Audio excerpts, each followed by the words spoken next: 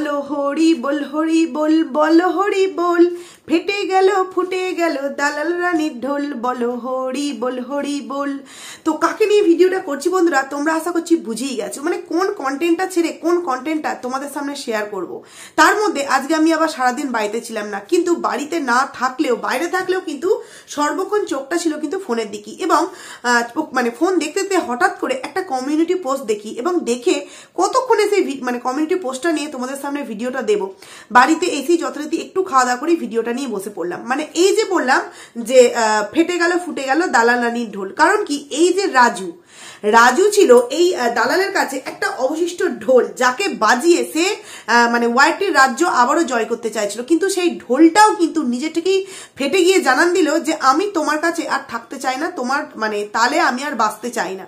তা সেই কাজটা কিভাবে করলো রাজু? তার কমিউনিটি পোস্টের মাধ্যমে। এবং এতটা নির্লজ্জ, এতটা জঘন্য, এতটা বেহায়া, নাক্কান কাটা মেয়ে এই দালাল, মানে এ কি নিজেকে ভাবে সত্যি বোঝা যায় না।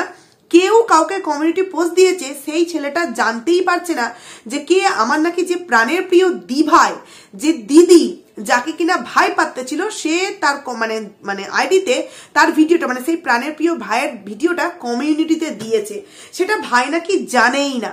এবং কেউ কমেন্টস করার পর 21 ঘন্টা পর গিয়ে নাকি সে দেখতে পায় যে তার ভিডিওটা তার প্রাণের প্রিয় দিদি নাকি কমিউনিটি পোস্টে দিয়েছে। তারপর সে যথারীতি একটা পুরো মানে পেজ ভরে চোতা লিখে দিয়েছে তার স্পেশাল ডিভাইসের জন্য, যে এ আবার কি কাণ্ড রে ভাই, কি ব্যাপার রে ভাই, আমি জানলামই না, আমি কাউকে বললামই না, আমাকে কমেন্টও দিয়ে দিল, আমি কি কারোর প্রশংসা চেয়েছি? কি রে দালাল, দেখ জুতোর বাড়ি, ঝেঁটার বাড়ি, আর যত রকম যা জিনিসের বাড়ি আছে তোর মুখে সটাং সটাং করে কিন্তু সবাই মারছে। একদিক থেকে সন্দীপ দা মারছে, সোমনাথ দা মারছে। দেখ তুই যাকে যে ঢোলটাকে বাজিয়ে ভেবেছিলিস ওয়াইটিতে শেষ খেলাটা খেলবি, সেই ঢোলটাও কিন্তু তোর হাতে ফাটার আগে নিজে থেকেই নিজেকে ফাটিয়ে দিল, যে না আমি তোমার সাথে থাকতে চাই না। কারণ তুমি অ্যাকচুয়ালি কি ধরনের দালাল, আমিও তো হারে হারে টেরটা পেয়েছি যে তুমি কি ধরনের দালাল। তো জানি না এখনো পর্যন্ত দালাল ভিডিও দিয়ে দিয়েছি কিনা, কারণ আমি এই দালালকে যতদূর মানে চিনেছি, এ ভাঙবে তবু কিন্তু মচকাবে না। মানে অন্যান্য মানুষ হলে কি করতো, কমিউনিটি পোস্টে যখনই সে পেয়েছে যে তার ভিডিও শেয়ার করেছে বলে তার আপত্তি আছে, সঙ্গে সঙ্গে কিন্তু ডিলিট করে দিত। কিন্তু আমার মনে হয় না, যদিও আমি চেক করিনি, আমি আগে এসেই এই ভিডিওটা করছি, সে মনে হয় না এখনো পর্যন্ত চেক করেছে। মানে কি বলতো, এই দালালের ছোট ছোট বান্টুগুলো এত পছন্দ হয় যে ওই বান্টুর দন্তস্বর নেওয়ার জন্য সবসময় ভাইগুলোকে নিজের দিকে টানার চেষ্টা করে। এবং সে যতই, এখানে রাজু পুরোপুরি স্পষ্টভাবে বলে দিয়েছে তার ভিডিওর মানে কমিউনিটি পোস্টের মাধ্যমে, যে আমি তো কাউকে বলিনি আমার ভিডিও শেয়ার করতে বা আমাকে নিয়ে তার প্রশংসনীয় কথা বলতে, আমি তো কোথাও বলিনি। সেখানে সে দিয়েছে, এবং না দিলেই আমি খুশি হব, আরো অনেক কিছু লিখেছে, মানে একটা পুরো পেজ জুড়ে চোতা লিখে গেছে। সেখানে জাস্ট তোমরা একবার ভেবে দেখো, যেই ছেলেটাকে নিয়ে বলছে। হ্যাঁ, এখানে আরো বলতে গেলে একটা কথা মনে পেলো, খুব হাসি পায় এই দালালের এখন সিচুয়েশনটা। কি বলতো, এর মনে হয় মানে এক ঘটি জলে ডুবে মরলেও মনে হয় এর, মানে কি বলবো, এক ঘটি জলে ডুবে মরলেও মনে হয় এর একটা তবু যাও গতি হবে। তো সেখানে তোমার একজন কমেন্ট করেছে যে তুমি রাজুর ভিডিও কেন কমিউনিটি পোস্টে দিয়েছো, এরকম কিছু একটা লিখেছে, ওই মানে এই দালালকে লিখেছে। তো সেখানে দালাল অ্যান্সার দিয়েছে, রাজু কি কারোর বাপের কেনা, এরকম কিছু একটা অ্যান্সার দিয়েছে। তো এই যে বাপের কেনা কথাটা তুই বললি, রাজু নিশ্চয়ই তোরও বাপের কেনা নয়, তাহলে তুই কি করে কমিউনিটি পোস্টে দিলি? রাজু অন্য কারোর, মানে তুই এখানে ম্যান্ডির কথাই বলতে চেয়েছিস যে ম্যান্ডির তো আর কেনা নয় বা কারোর তো আর কেনা নয় যে রাজুকে তুই কমিউনিটি পোস্টে দিতে পারবি না। কিন্তু রাজু দেখ তোকে আজকে, তো রাজু অ্যাকচুয়ালি তার বাপের কেনা না তোর বাপের কেনা, রাজু তার কমিউনিটি পোস্টে জানিয়ে দিল। তুই এই মুখ নিয়ে এখনো পর্যন্ত ওয়াইটিতে আছিস কি করে বলতো, কি করে আছিস? তোকে প্রতিটা মানুষ মানে একদম ছিছি, মানে কি বলতো, তোর শরীরে হয়তো বস্ত্র আছে ঠিকই, যখন ভিডিও করছিস বস্ত্রটা হয়তো আমরা দেখতে পাচ্ছি, কিন্তু অ্যাকচুয়ালি তুই প্রত্যেকটা মানুষের কাছে কিন্তু পুরো উলঙ্গ হয়ে ঘুরছিস। হ্যাঁ, তোর সিচুয়েশনটা এরকমই, তুই কারোর কাছে এখনো পর্যন্ত ভালো নেই। সব থেকে নিন্দনীয় কি বিষয় জানিস, এতদিন পর্যন্ত যে মলমটা, যে প্রলেপটা তুই সকলের চোখের উপর লাগিয়ে রেখেছিলিস, সেই সমস্ত মানুষগুলো তোকে আজকে তোর সামনেই তোকে আজকে যা নয় তাই বলে যাচ্ছে। সেখানে তোর মুখ দিয়ে একটা কথাও তোর বেরোচ্ছে না। দেখ দালাল, তোকে একটা প্রশ্ন করছি, তুই অনেক বড় কন্ট্রোভার্সি ক্রিয়েটার, কারণ কি তুই নিজেই বলেছিস যে এই যে আজকে আমি একটা জায়গায় এসে দাঁড়িয়েছি এর জন্য ট্যালেন্ট লাগে। কাকে উদ্দেশ্য করে বলেছিস? ম্যান্ডিকে উদ্দেশ্য করে বলেছিস, কারণ কি ম্যান্ডির মধ্যে কোনো ট্যালেন্ট নেই, পরকিয়া ছাড়া আর কোন রকম কোনো ট্যালেন্ট নেই। মানছি ম্যান্ডি একটা বাজে কাজ করেছে, ওয়াইটি থেকে একদম জঘন্য করে দিয়েছে, নোংরা করে দিয়েছে, এবং তারপর সেই মেয়েটা নিজের ভুল বুঝতে পেরে ফিরেও এসছে। কিন্তু এই দালাল কি করছে? যেখানে রাজু খুব স্পষ্টভাবে বলেছে যে এই যে সে কমিউনিটিতে দিয়েছে বা এই যে তাকে নিয়ে অনেক কিছু কথা বলা হয়েছে, সেখানে রাজুর বাড়ির লোক তো এইগুলো দেখছে যে এই কন্ট্রোভার্সি ক্রিয়েটারদের কমিউনিটিতে উঠেছে, মানে নিশ্চয়ই কিছু সম্পর্ক আছে এখনো পর্যন্ত ম্যান্ডির সাথে, সেই কারণেই হয়তো এই বিষয়গুলো ঘটছে।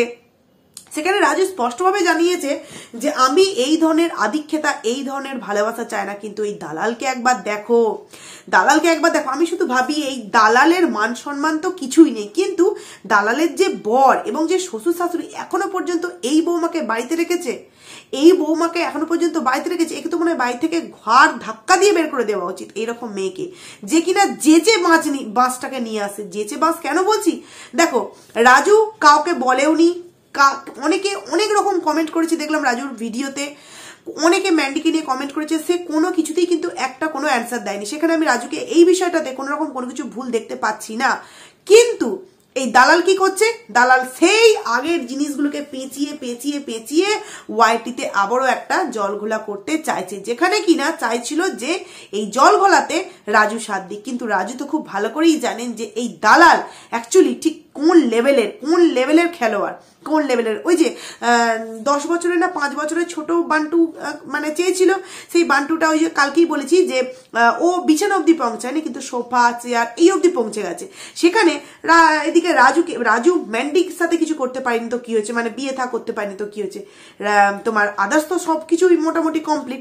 তো সেখানে এই দালাল ভাবলো যে এখন ম্যান্ডিকে ছেড়েছিস তো কি হয়েছে, আমি যদি একটু আপে তুলি তাহলে হয়তো আমার একটু ওই ইন্টু আশা যেটা আমার ছিল ওইটার সাথে, আরে ম্যান্ডি 10 বছর নয় 6 বছরের, এই রাজুর সাথেই সেইটা আমি পূরণ করে দিতে পারবো।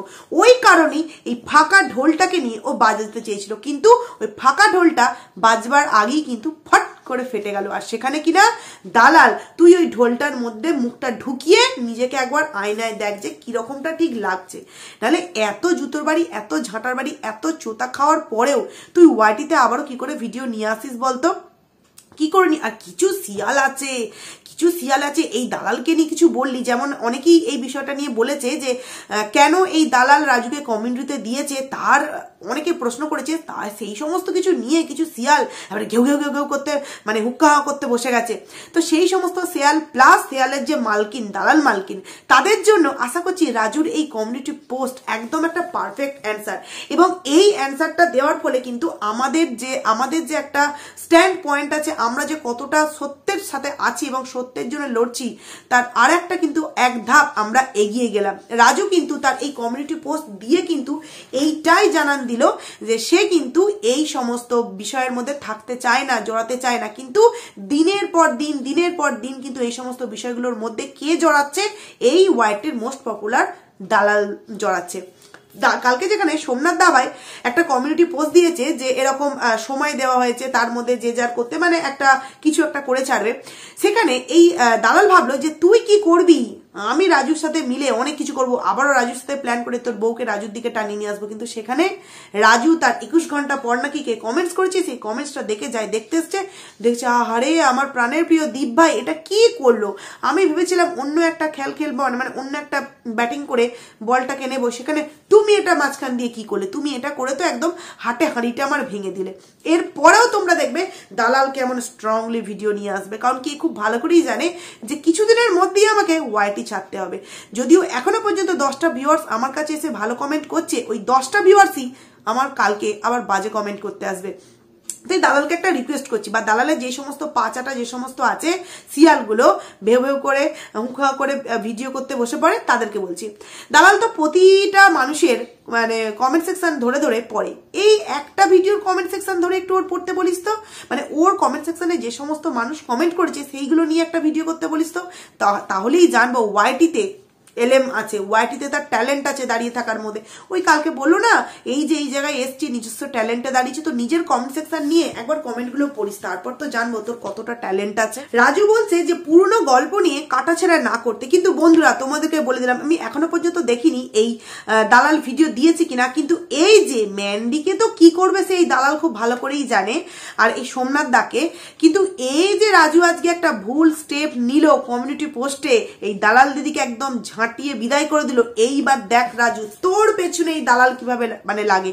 রাজু একটা চুপি চুপি কথা বলছি, বান্টুটাকে না একটু সামনে রাখিস, নাহলে এগিয়ে কখন শিয়ালের মতো একদম ছিনিয়ে নিয়ে তেরে একবার আসবে তুই নিজেও বুঝতে পারবি না। কারণ এ এমন একটা মানে বিষাক্ত জিনিস যে যেইখানে একবার যার চোখ পড়বে, যেই দিকটা একবার তার নজর পড়বে, সেই দিকটা কিছুক্ষণের মধ্যে কিন্তু পুরোপুরি ধ্বংস হয়ে যাবে।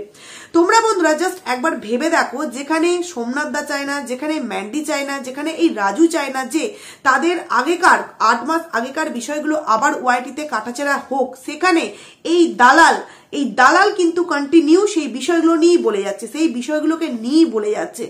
এই জিনিসগুলো আজকে মন্দিরা যে একটা কথা বলেছে যে আমি তো কোনো কিছু কমিউনিটি পোস্টে বলিনি, কে বলেছে? সোমনাথ দা বলেছে। সেখানে তুই সোমনাথ দাকে নিয়ে যা খুশি বল, ভালো মন্দ খারাপ গুণ তাকে বল, আমাকে নিয়ে আমার পার্সোনাল কথাগুলো তুই কেন জানাতে গেছিস? এই যে কালকে একটা কল রিভিল করেছে যেখানে কিনা ম্যান্ডি সোমনাথ দা সম্পর্কে অনেক কিছু কথা বলেছে, সপ্তাহে একটা দিন মাত্র শনিবার তার কাছে যেতে দেওয়া হয়, তারপরে কোনো রকম কোনো কিছু সেইভাবে তাদের মধ্যে ভালোবাসাবাসি নেই, আরো আদার্স অনেক কিছু শুনিয়েছে যে তুমি এক্ষুনি এসো, তুমি একটিবার আসবে।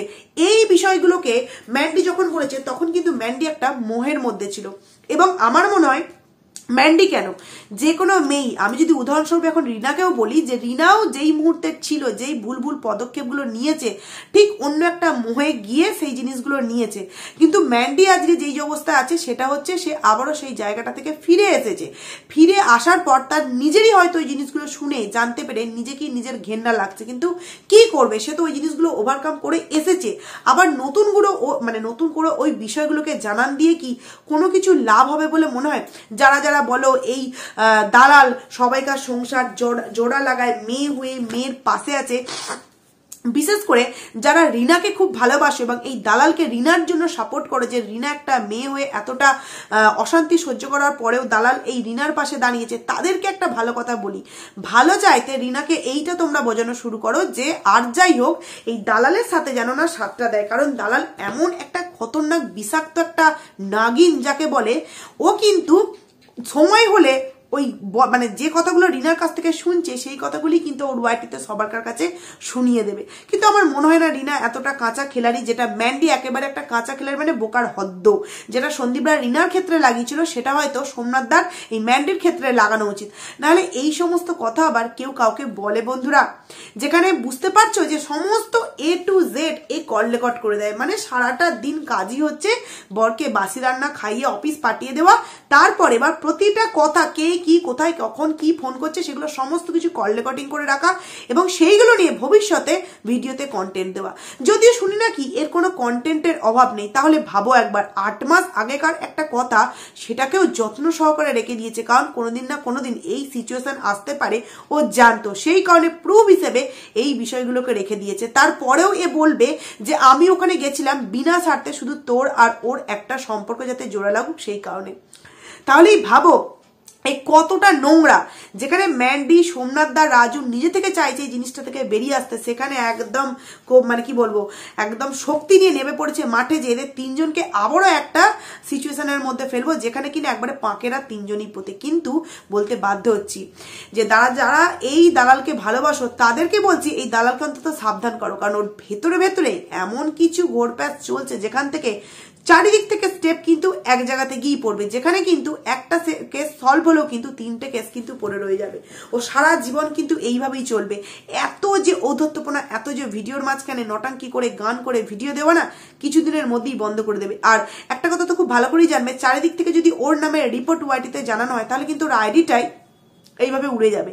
হ্যাঁ, বড় বড় ব্লগাররা যদি একসাথে 3-4টে বড় বড় আইডি থেকে যদি ওর নামে রিপোর্ট যায় এমনিই কিন্তু তার আইডি উড়িয়ে দেওয়া হবে বন্ধুরা। সবশেষে রাজুকে একটা আমি কথা বলতে চাই যে এই স্পেশাল দিভাইয়ের কাছ থেকে একটু দূরে দূরে তুমি থাকার চেষ্টা করো, না হলে কখন যে টুনটুনি তোমার নাড়িয়ে দেবে আর তুমি নিজেও বুঝতে পারবে না। সেই মানে ঘোরের মধ্যে পড়ে তুমি এমন একটা তোমাকে সিচুয়েশনের মধ্যে তোমায় জড়িয়ে ফেলবে যেখানে কিনা তোমার বলা কথায় এমন ভাবে লোকের সামনে প্রচার করবে যেখানে তুমিও বুঝতে পারবে না তোমার বাড়ির লোকেদের কাছে, তোমার ফ্যামিলি মেম্বার্সদের কাছে এই দালাল কিভাবে তোমাকেই খারাপ করে দেবে।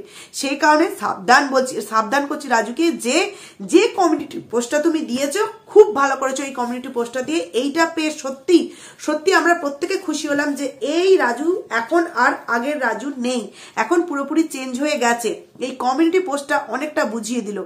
তো যাই হোক বন্ধুরা, এই দালালকে যতটুকুনি পারো রিপোর্ট মারো, কারণ কি এ যতদিন ওয়াইটিতে থাকবে ততদিন ওয়াইটিতে এই নোংরামোপনা চলতেই থাকবে। তোমরা একবার ভেবে দেখো প্রতিটা বিষয়ের ক্ষেত্রে প্রতিটা মানুষ কেন এই দালাল কি সিলেক্ট করছে পেছনে বাসটা দেওয়ার জন্য। তার মানে এ এমন কিছু ভেতরে ভেতরে কর্মকাণ্ড করছে যেখানে প্রতিটা মানুষ বুঝতে পারছে যে এই দালালই আছে একমাত্র যে কিনা এই ধরনের কুকর্মগুলো করতে পারে। যেরকমটা পিয়া কবে ফোন করেছে, পিয়া দিদিভাই কবে তার সাথে যোগাযোগ করেছে, কবে তার ফোন রিসিভ করেনি, সমস্ত কিছু কথা বলে দিল। কি না এই সময় তার একটা ভিডিও দেওয়ার জন্য। কোন সময়? যেই সময় ম্যান্ডির সাথে ওর একটা ঝামেলা চলছে, সোমনাথ এরকম একটা বাঁশ তার দিকে দিয়েছে, সেই সময়টা কি নাকি এই প্রিয়া বেছে নিয়েছে তার পেছনে লাগার জন্য, তাকে ফোন করার জন্য। ভাবো তোমরা একবার, হচ্ছে ম্যান্ডির সাথে কথা উগলিয়ে দিল প্রিয়ার যত রকম পার্সোনাল কথাবার্তা প্রিয়া দিদিভাইয়ের ছিল এই দালালের সাথে সমস্ত কিছু কিন্তু উগলে দিল। মানে পুরো মেন্টালি পাগল হয়ে গেছে। এ না জানি আর কত কিছু। কোন দিন দেখবো ওর ডেলি ব্লগ আইডিতে নিজের হাজবেন্ডের সাথে মানে শুয়েছে একসাথে ব্ল্যাঙ্কেটের তলায়, এটা তো আমরা দেখতেই পেয়েছি। কোন দিন না আমরা পুরোপুরি ডাইরেক্ট ব্লু ড্যাশ এটাও আমরা দেখতে পেয়ে যাবো। সত্যি এ যেভাবে পাগলামো আরম্ভ করেছে, মানে ঘোড়ামুখী পুরো পাগল হয়ে করছে। এবার একে মনে হয় গলায় চেন দিয়ে বাঁধা সত্যি সময়টা চলে এসছে। তো যাই হোক বন্ধুরা, ভিডিওটা অনেকটা বড় হয়ে গেল, অনেক কটা ভিডিও নিয়ে আসার চেষ্টা করছি, ততক্ষণে তোমরা কিন্তু খুব ভালো থাকবে। চলো টাটা।